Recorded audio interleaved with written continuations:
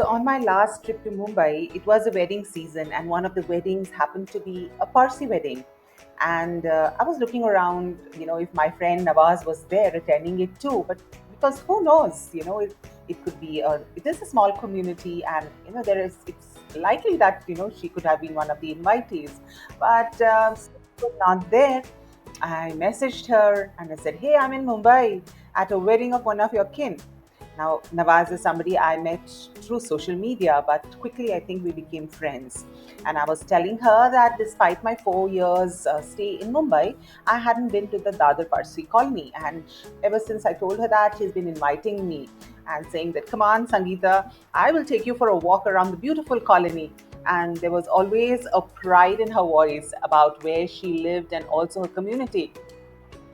So, certainly, the Parsi community holds a prominent place in history. They are synonymous with Zoroastrianism, the followers of the ancient Iranian prophet Zarathustra, and devout worshippers of the deity Ahura Mazda. Now, the roots of their faith trace back to about 2000 BCE in Persia, which is present day Iran. So, and in 700, the current era, the fleeing persecution because of the persecution by Arab Muslims, Zoroastrians departed. Iran, and though the exact timing of the Parsi migration remains uncertain, some accounts suggest that they settled initially at Hormuz on the Persian Gulf, and however, facing continued persecution, they embarked for India, and they likely arrived in the 8th or possibly the 10th century too.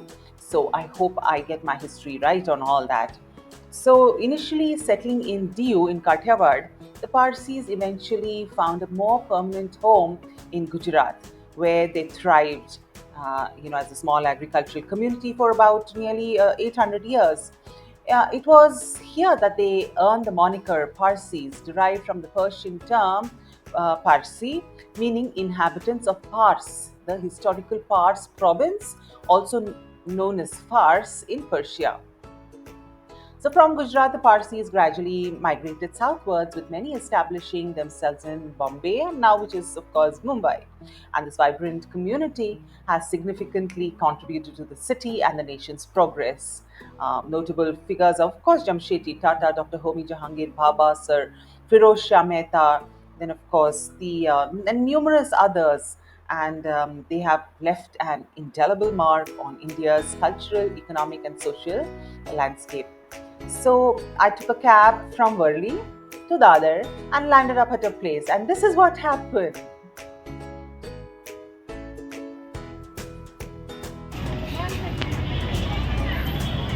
So I'm here today to meet my friend at the Parsi Colony in Dadar in Mumbai. And she's going to show me around the Parsi Colony. So see you soon. There she is waiting.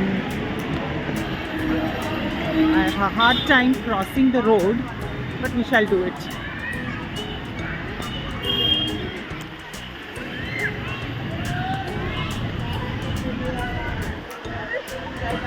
Again, come to the Dadar Parsi Colony. It's a colony which was made 100 years ago, and that building there, the granddaughter of the founder stays. Not this new one, the next one, Mancherji Joshi. He had the vision to make this colony. Okay. So when he wanted to make this colony, we were living in South Bombay. So people thought he's trying to cheat us by bringing us to Dadar, which was not South Bombay. So they were very agitated. So their first meeting, his statue is there, I'll show you. First meeting they threw tomato and all that to him कि मतलब तुम हमको cheat कर रहा है. And then he still persisted. And then he begged people to buy plots. And then 220 plots, and then we did, and today it's one of the most sought after colonies. Nice. It's really beautiful as I came for the buildings. And so I enter Nawaz's beautiful house where her mother-in-law's mother had come. She welcomed me in the traditional Parsi style, And Nawaz and I both sari aficionados, and she so sweetly gifted me one. And I also wanted to see. I mean, she also showed me the vintage Parsi Gara saris, and you will see how beautiful they are. Everything is a Parsi now. Thank you, Banu. Really has done this for us. I don't know what is the thing. She has personally done it. She's an artist. More than 100. You'll be your 100, so this is Oh wow. So when did you move in here? 30 years when I was married. 32 years. And Mama is Mama. My husband's grandmother came here. We had a bungalow near somewhere there.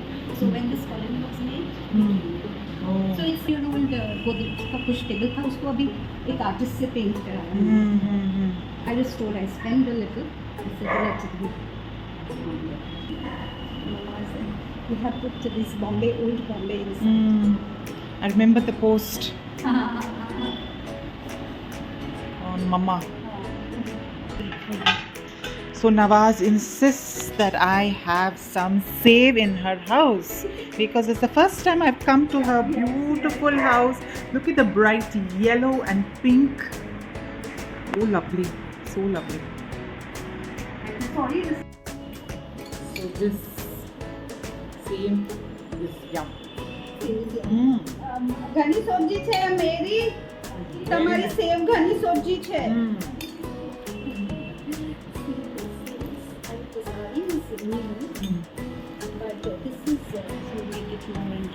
So Nawaz shows me some of her Parsi Gara saris, which are, some of them are heirlooms.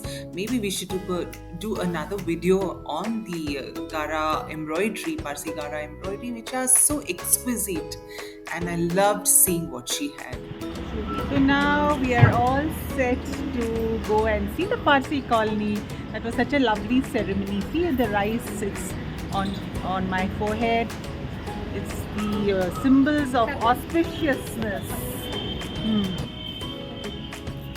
So the one of the first places we visited was the Perviz Hall, and Nawaz will tell us what the history behind this place. So what is the history of the Perviz Hall, Nawaz? Perviz Hall, this premise was donated by a gentleman in the memory of his daughter. Now he wanted the women to start something. So 3-4 women got together, and they were not very educated, or they were simple ladies, and they decided to make Parsi snacks. And so they would make Parsi snacks in this little place which was given to them, and then they would go around the colony selling those snacks. The snacks were so wonderful and authentic that they were, within an hour, everything used to be sold and they used to come back. Then their minds started working, and then few more ladies joined. The produce became more and more, and they started adding items. Like you know how we have you have Puran Poli, we have something called a Darni Poli. It's made in the same way, but it's thicker. It's like a cake. So they started making that, which we use on our auspicious days. Then they started making save. Then they started making pickles, and in winters the vasanu, which we have, which is very difficult to make, like almost 36 items, herbs, dry fruits and items go into it. It's a little nice, tangy, spicy. So that is to be had in winter. That's about say 1600 or 1800 a kilo. So they sell this. So and daily there is a food menu. So usme, like today you have dhan saag, tomorrow you have puri bhaji, one day you will have cutlets are every day. So this helps the colony people. Like there are old people. Sometimes the cook doesn't come. Some are bachelors. Servants don't come. They don't want to do elaborate meals. So they come here and take. And by 1 o'clock everything is sold off. Slowly this grew so much. People started packing, taking them abroad. Dubai, US, Australia, everywhere the Parsis would start taking. That was one thing. And this is how they grew. Then they appointed a manager. These ladies got together, they appointed. They also now have 1 or 2 guys helping in the kitchen. So they have become like an enterprise. And we are very proud of this. Like it's one of my most, like you can really see what a simple thought can blossom into. Thanks.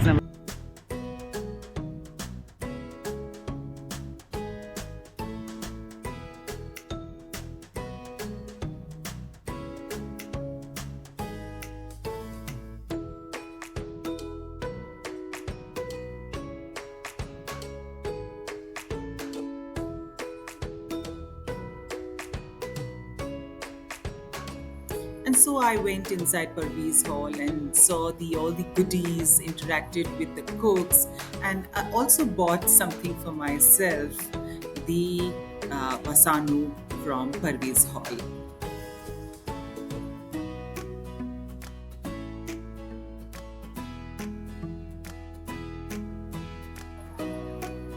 So alongside, there was also an office which sold the sadras and kasti.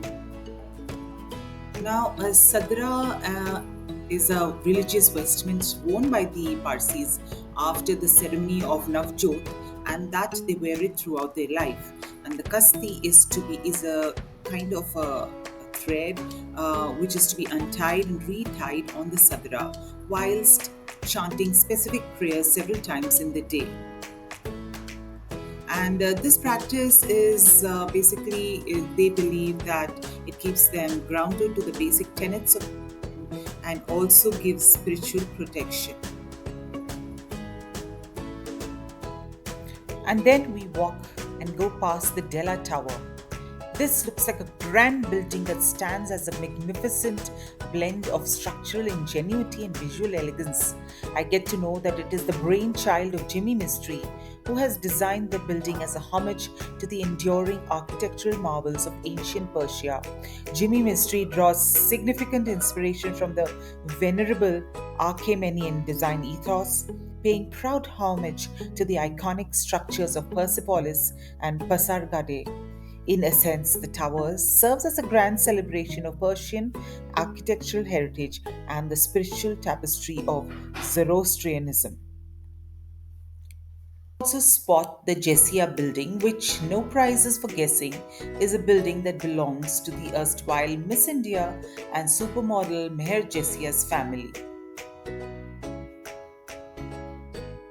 We then came to the Mancherji Joshi Marg, which I had seen when I was entering the Parsi colony by taxi.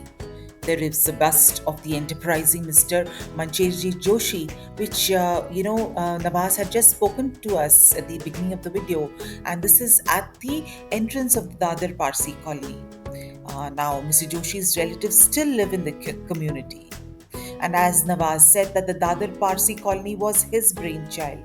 So, the colony had its origins in 1896 during the bubonic plague of Mumbai. The British set up a Bombay Improvement Trust to manage the area where the disease was rampant and especially near the cotton mills where the working class lived. So, Mancherji Joshi convinced the British to set aside 103 plots of land for the Parsi community in Dadar, away from the congestion of South Mumbai. He presented a blueprint of his vision for the neighborhood, including an Agiary or a fire temple, a school, a seminary, a Parsi madrasa, and a wedding hall, and all of them came into being. Now, it is believed and it is quite clear that Mancherji Joshi planned every detail of the Dadar Parsi colony, including the type of flowers and trees to be planted. So, thanks to all his efforts, Joshi was granted a 999-year lease on the plots, and this is how the Dadar Parsi colony came into being. Right opposite the Mancherji Chowk is the Cafe 792, which is supposed to be a popular haunt, and it serves some Parsi snacks and desserts like Parsi bhonu, chicken and mutton cutlets, chicken and mutton puffs, lagano custard, and akuri. And though I did not visit the cafe, I see that the reviews on TripAdvisor are pretty good.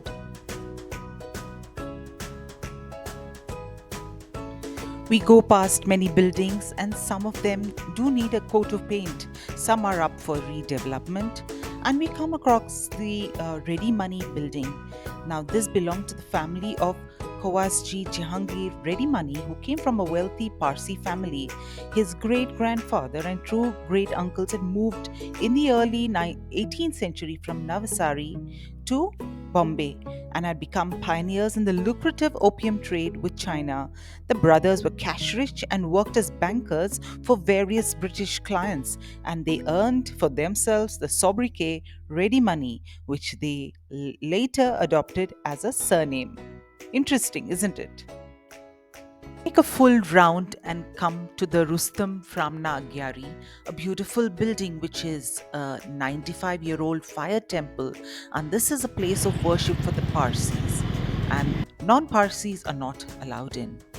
So this was built by Rustom Framna, who was a poor boy who joined a drama entourage and then became a cook, and he was hired by no other than Maharaja of Jaipur, who liked his cooking very much. So Rustam Framna made his money, but unfortunately he had no heir, and hence he used his wealth to finance this Agiary. We then come to the Athornan Mandal building, which was established by the Dadar Athornan Institute, which was erstwhile known as the Athornan Boarding Madrasa, on 9th, and this was established on 9th November 1919 as a Husband and public son, charitable just there. institution dedicated to the cause of providing religious as well as secular education to children of the priestly class, and train them to be good priests who could be spiritual guides to the community. And so we end the walk at the Rustam Tirandaz Marg and the popular Mancherji Joshi Five Gardens, also known as the Five Gardens of Matunga. So I really admired Mancherji Joshi's foresight, and he is indeed a great visionary who made sure that none of his fellow Parsis were left without food or shelter, and he got them together as a community. And I went back home with my heart so full, not just learning about the Parsi community who came here collectively and also to help those in need, but also, of course, because of the wonderful afternoon that I spent with my most hospitable friend Nawaz. So, if you like this video, don't hesitate to push the button, the like button, and also bang on the subscribe button. It won't cost you a dime, but will mean so much to me. So let the Parsi camaraderie overflow here too. So this is Sangeeta Venkatesh signing off, and until next time with another video, namaste.